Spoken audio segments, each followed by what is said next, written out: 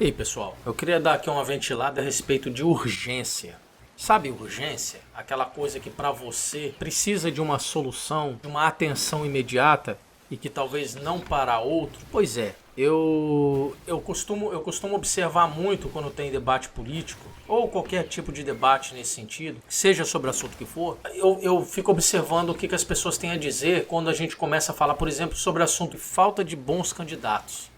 Candidatos que sejam candidatos que representem, né, outros lados. Mas é interessante quando você vê, quando começam os assuntos dizendo assim, pois é, né?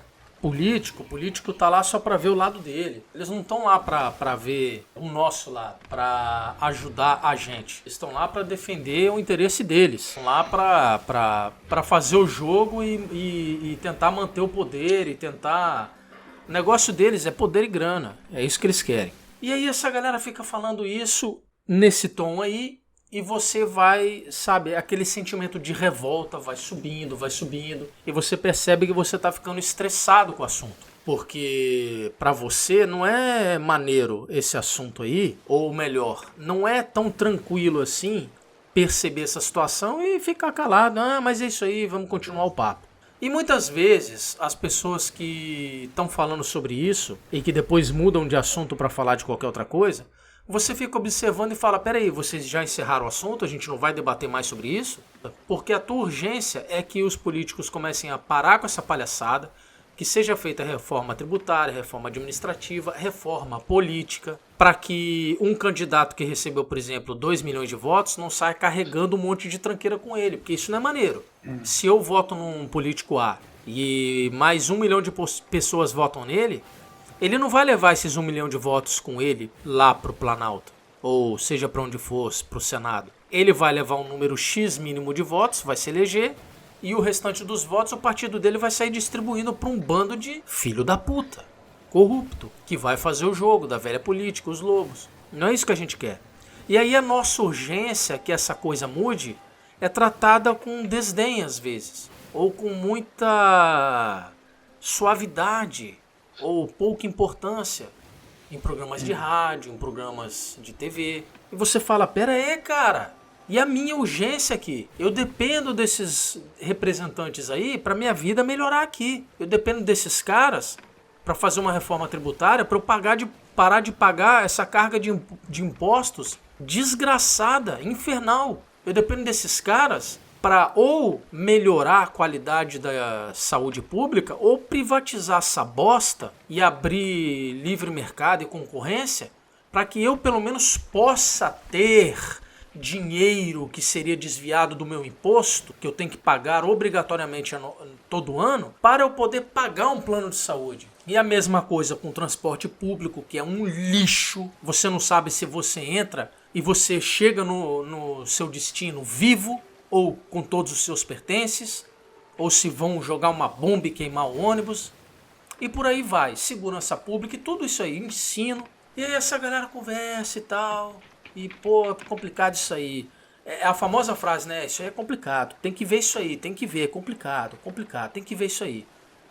E aí continua a conversa, continua o papo, continua a vida. Mas por quê? Por que que não é colocado mais ênfase? Por que que a indignação não é mais forte? Por que que a gente não vê nego dando um murro na mesa e gritando e falando, seus bandos de filhos da puta, trabalhem? Por que que você não vê isso aí? Essa indignação, que só o povo, só a galera que tá aqui fora, dependendo muito disso aí, e que fica contando as moedas no final do mês. Por que que essa indignação é só dessa galera, da base da pirâmide?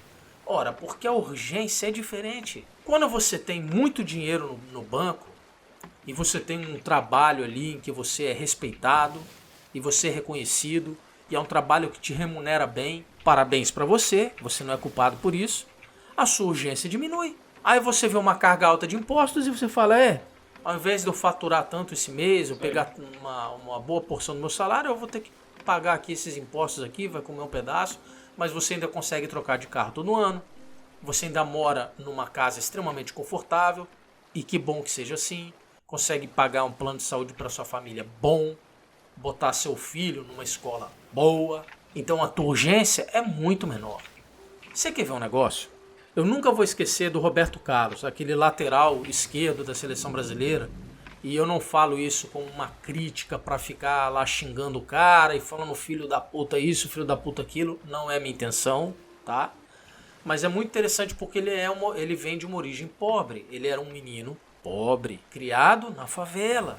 E aí ele foi jogar no Palmeiras. Na verdade começou, sei lá, Bragantino, sei lá que time. Até que chegou no Palmeiras e foi onde destacou ele para o mundo. Tremendo lateral esquerdo. Aí foi para a seleção brasileira. Arrebentou na seleção brasileira. De lá foi para o Real Madrid. E aí, desde o Palmeiras, principalmente com a ida para a Europa, a urgência dele mudou completamente. A realidade dele foi transformada. Tanto é que numa entrevista, ele completamente deslumbrado, mostra um relógio pro repórter e fala, olha aqui, ó, esse relógio custou 70 mil reais. Eu tô usando um apartamento no meu braço. Ele não tava falando pra, sei lá, pra ostentar.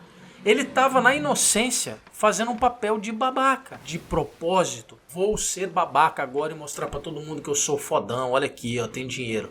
Não é isso. Ele estava deslumbrado. No deslumbramento dele, na inocência dele, ele foi um tremendo de um trouxa. E em outra entrevista ele disse, não sei como o brasileiro consegue viver com menos de 30 mil reais por mês. Porque a realidade dele e as urgências dele mudaram completamente. Ele ganhava tanto no Real Madrid que as despesas básicas dele subiram para 30 mil reais por mês. Ele perdeu completamente a referência. Aí você vai dizer que um cara desse não entende de pobreza? Claro que entende de pobreza. Ele cresceu na pobreza. Nasceu na pobreza, cresceu na pobreza.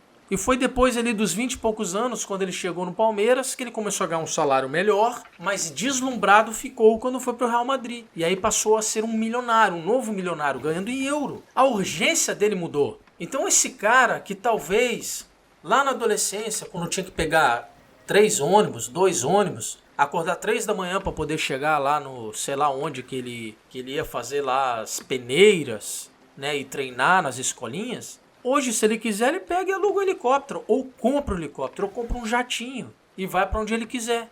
Então, ele vai sentar numa cadeira, num programa de mesa redonda ou debate, e vai dizer, é complicado isso aí, tem que ver isso aí, complicado, o povo tá passando dificuldade. Não é verdade? Esses políticos aí, complicado, cara. Que provavelmente quando ele tava lá atrás, morando na favela, vendo os irmãos, vendo os pais, passando fome, sentindo dor na barriga porque só tinha uma refeição por dia, nessa época talvez ele dissesse, complicado. Talvez ele desse murro na mesa e dissesse, filhos da puta, façam alguma coisa, minha família tá morrendo, cadê vocês que recebem um salário irreal? Cheio de auxílios e planos de saúde e benefícios. Fora que, dependendo da sua posição, portas são abertas e você fura filas. Então é muito importante você entender quando alguém conversa contigo qual é a urgência da pessoa. E você sentir que, porra, como assim, cara? Isso não faz sentido pra mim. Tente avaliar qual é a urgência do outro. Porque às vezes a urgência do outro não é a sua. Cuidado com o que vocês ouvem por aí, pra galera que tenta dar uma relativizada, pô, problema isso aí, pô, tem que ver isso aí, complicado. E às vezes isso te gera uma revolta interna e você não entende de onde tá vindo esse vulcão, que você fala, bando de filho da puta. É porque a sua urgência é maior do que a urgência de quem tá dizendo, pô, complicado isso aí, tem que ver isso aí. Mas não é só por isso, não é só por esses termos. Num debate, numa conversa, seja em família, seja onde for, quando você percebe que a pessoa não está dando a devida importância à situação, é por conta da urgência. Quando o problema é nosso, a urgência costuma ser maior, não é verdade? Então, era isso aí que eu queria falar um pouquinho, eu queria dar uma ventilada sobre isso, sobre a questão da urgência e enfim. Fiquem espertos com as pessoas com as quais vocês estão conversando e num debate, quando vocês estiverem ouvindo um tipo de relativização em relação a isso ou aquilo, presta atenção se a urgência da pessoa é a mesma da sua. Pessoas que defendem bandeiras, sabe? Qual é a urgência dessa pessoa? Será que se o Brasil pegar fogo, se o Brasil derreter, implodir, essa pessoa vai ficar no Brasil igual você vai ter que ficar, igual eu? Ou ela vai pegar e vai transferir todo o dinheiro dela para a Suíça ou para algum outro país e vai mudar e vai ficar falando merda lá de longe? Qual a urgência? Cuidado, viu? Cuidado com quem você dá ouvidos, principalmente youtuber, teen, né? Político, pessoas da classe artística. Essa galera aí, meu irmão, se o Brasil pegar fogo, se o Brasil quebrar, se abrir um buraco negro que vai sugar todo mundo para dentro dele, essa galera pega e se muda para os Estados Unidos, para Europa, para França, para Austrália. E fica vivendo lá com o dinheiro deles. Transfere para algum banco de lá, vão pagar muito menos imposto. E que se dane vocês, cara, que se dane eu, que se dane nós, nossa família. Cuidado com a urgência dos outros, beleza? Valeu, um abração, até a próxima.